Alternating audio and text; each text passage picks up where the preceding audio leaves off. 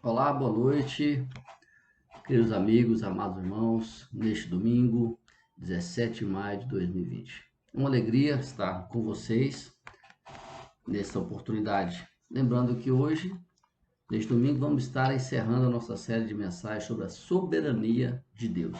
É muito importante que a gente tenha a compreensão desse tema, porque ele é muito importante.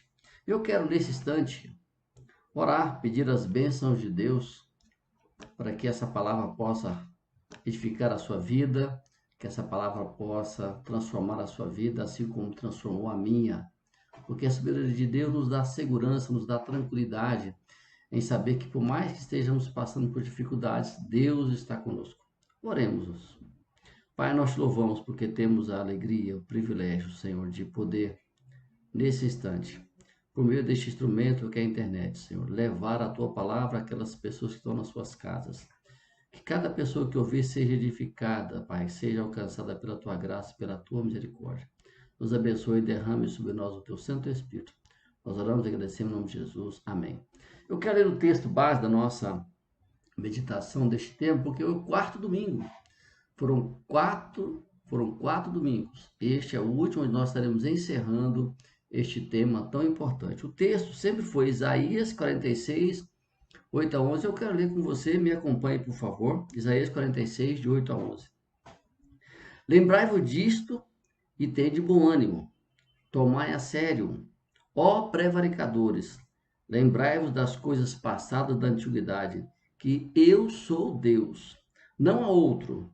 Eu sou Deus, e não há outro semelhante a mim, que desde o princípio anuncio o que há de acontecer desde a antiguidade, as coisas que ainda não sucederam, que digo, o meu conselho permanecerá de pé, farei toda a minha vontade, que chamo a ave de rapina desde o oriente e de uma terra longínqua, o homem do meu conselho, eu o disse, eu também o cumprirei e tomei este propósito, também o executarei. Este é o texto base sobre a soberania de Deus. Eu quero, nessa oportunidade também, trazer um breve relato de tudo que falamos até o domingo passado, para que você possa se situar um pouco naquilo que nós já falamos. Nós falamos que a soberania de Deus não interfere no livre-arbítrio. O livre-arbítrio não entra em choque com a soberania de Deus. Deus é soberano sobre todas as coisas. Tudo o que aconteceu, tudo o que acontece, tudo o que acontecerá está sob a direção de Deus. Deus sabe todas as coisas. Primeira coisa que nós vimos naquela oportunidade, pelo domingo, é o significado de ser Deus.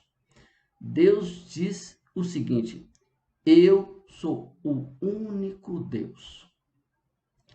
Depois nós vimos que há um propósito de Deus em todas as coisas. Deus sabe o que está por vir, o que ele planeja, ocorrerá. Ele executa todo o seu planejamento. Todas as coisas que acontecem está sob o comando de Deus. De uma forma simples, falamos sobre a simples soberania de Deus. Cremos que Deus sustenta e governa todas as coisas em todos os tempos. Tudo está de acordo com seus eternos propósitos. Vimos também sobre a soberania de Deus no mundo que nos cerca. Não há eventos pequenos ou grandes demais em que Deus não governe com o seu propósito. Aprendemos também sobre a soberania de Deus de uma forma detalhada em relação à natureza. Neve, chuva, frio, calor, vento, todas estas coisas são obras de Deus. Olha o que Deus fala: eu firo, eu saro, e ninguém há que escape da minha mão. Tudo detalhadamente está sob o controle de Deus. A soberania de Deus nas relações humanas. Vou ler apenas o verso do livro de Daniel, capítulo 2, verso 21 e do capítulo 4, verso 17. Olha só. É ele quem muda o tempo e as estações, remove os reis e estabelece reis. O Altíssimo tem domínio sobre o reino dos homens. As nossas relações estão sob a soberania de Deus. A soberania de Deus na nossa vida, e eu coloco aqui sobre a nossa salvação. Ela foi garantida no Calvário sob a soberania das mãos de Deus, do propósito eterno de Deus em nos resgatar. Deus e a sua soberania. Nós entendemos que a soberania é a autoridade suprema, é o domínio absoluto, é a qualidade daquele que governa com poder absoluto. E isto, repito, não interfere no nosso livre-arbítrio, mas a vontade de Deus é sempre soberana. Nós vimos que há descanso na soberania de Deus. E citei aqui Jó 42:5, que diz assim: Eu te conhecia só de ouvir falar, mas agora os meus olhos te veem. Ou seja, Jó teve uma experiência profunda com Deus. Pode avaliar perfeitamente. Aí podemos descansar na soberania de Deus. Assim como os céus, eu cito aqui Isaías 55:9, que assim como os céus são mais altos do que a terra, também os meus caminhos são mais altos que os seus caminhos, e os meus pensamentos mais altos que os seus pensamentos. Ou seja, posso ficar tranquilo, porque Deus está comigo em todos os momentos. A última palavra do domingo passado foi: Deus conhece os nossos limites. Creia que o Senhor não irá deixar que você passe por algo que você não tem condições de suportar. Deus é grandioso, Ele não vai permitir que você seja tentado acima da vossa força. É o que diz Paulo em 1 Coríntios 10:13. Então, até domingo passado, este foi nossa última palavra. Então, a partir de agora, para encerrar, quero trazer mais 2 pontos importantes para que a gente possa dar continuidade, que é: os planos de Deus não podem ser frustrados. Eu cito aqui o texto de Isaías 43:13, que diz assim: Desde os dias mais antigos eu o sou. Não há quem possa livrar alguém da minha mão. Agindo eu, quem pode desfazer? Ou outra tradução: agindo eu, quem impedirá? Diante da soberania de Deus, do seu poder infinito, o que nós podemos fazer para impedir Deus de ser Deus ou de executar o seu propósito? A resposta é simples: nada, absolutamente nada. Nada que nós possamos fazer venha mudar aquilo que Deus estabeleceu. Nós aprendemos muito com Jó, citamos Jó diversas vezes aqui nessa mensagem, nessa série de mensagens.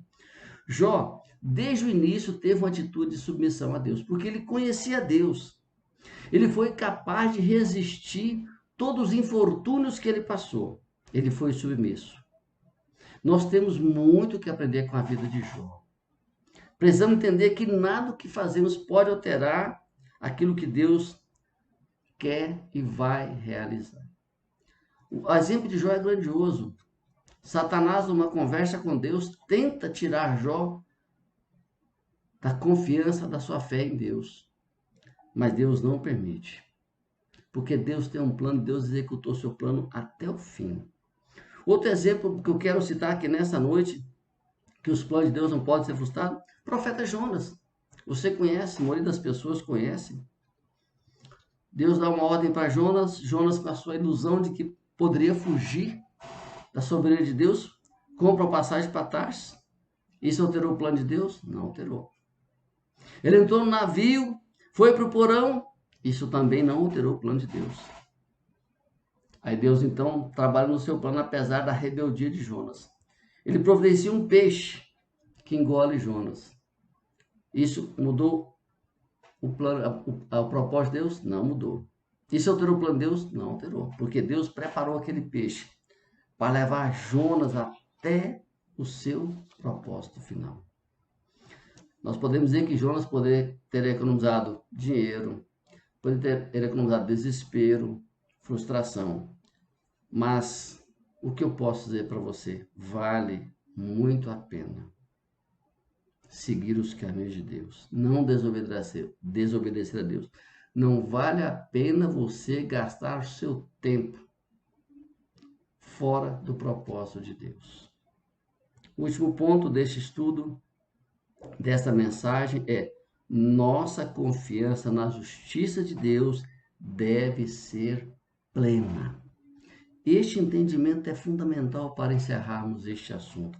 Eu quero citar 2 Tessalonicenses 1, 4 e 5, que diz assim: Por esta causa, nos gloriamos com vocês entre as igrejas de Deus, pela perseverança e fé demonstrada por vocês em todas as perseguições e tribulações que estão suportando. Eles dão prova do justo juízo de Deus e mostram seu desejo de que vocês sejam considerados dignos do reino de Deus, pelo qual vocês também estão sofrendo. Paulo aqui é enfático. Ele reconhece o trabalho daquela igreja da cidade de Tessalônica. Então ele sabe que tudo que estava passando, eles demonstram uma confiança em Deus.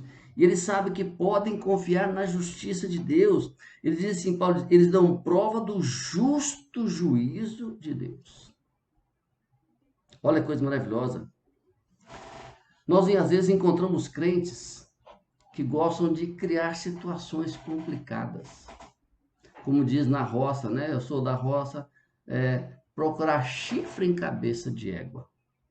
Sabe, é interessante que alguns crentes gostam de colocar, às vezes o pastor, um líder da igreja, com perguntas que não tem nada a ver. Na verdade, ele não está preocupado em saber, em aumentar o seu conhecimento, está preocupado em criar situações difíceis. E ele faz a seguinte pergunta: Pastor, fulano de tal vai para o céu?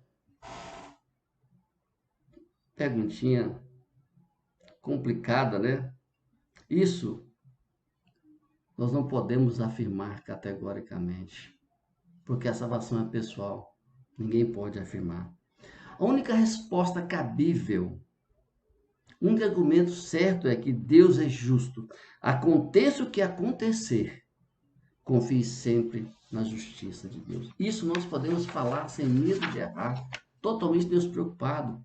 Nós temos diversos exemplos que nós podemos confiar em Deus. Eu quero citar novamente Jó, porque Jó passou por momentos complicados em todas as áreas da sua vida, passou por situações mais difíceis que um ser humano pode passar.